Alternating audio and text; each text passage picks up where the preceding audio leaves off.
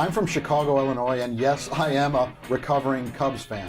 Now there's an organization that needs some serious motivation. In my presentation, I mentioned the date 598, or May of 1998. For most, it's simply another month in the year of 1998. But for me, it was the worst month and year of my life. 3 things happened that changed the trajectory of my being on a deep mental, emotional, and spiritual level. First, my dad fell out of the 3rd floor window to his death. He didn't jump. I had a severe drug and alcohol problem. And 3, on May 18th, 1998, at 1:37 p.m. at St. Alexis Medical Center in Hoffman Estates, Illinois, Doctors Building 2, Suite 537, in Dr. Jeffrey McCall's office, I was told by Dr. McCall, "Doug, you've got cancer." My first reaction to the C word was the D word of denial. I then recognized that tomorrow's promised to no one, and the only way out is through. I was on that hedonistic treadmill, trying to win the more game. More stuff, bigger cars, more money, but I recognized how futile that was.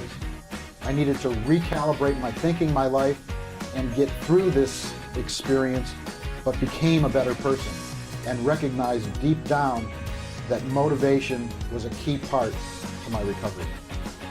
After I recovered from cancer, and I really focused on the trajectory of my being, because I was on that hedonistic treadmill, the more game, wanting to bigger house, car, more money, fancy clothes, I recognized how hollow and futile that focus was.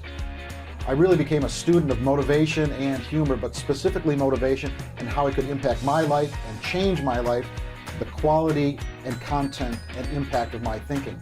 And I boiled it down through my research to one question relative to motivation, the only question that you'll ever have to ask yourself relative to motivation. What would you do if you had only 90 days to achieve your goal, or you would lose that which you cared about most forever? Serious question, ponder it, but it really can change your life and the lives of others.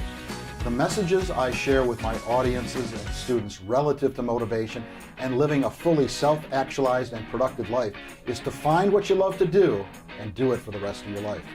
Since I followed my own inner voice and stopped working for someone else and started speaking full-time professionally 10 years ago, I haven't worked another day in my life. My vocation is my avocation. We've impacted and trained over 1 million people on 5 continents, from Singapore to South Africa to China.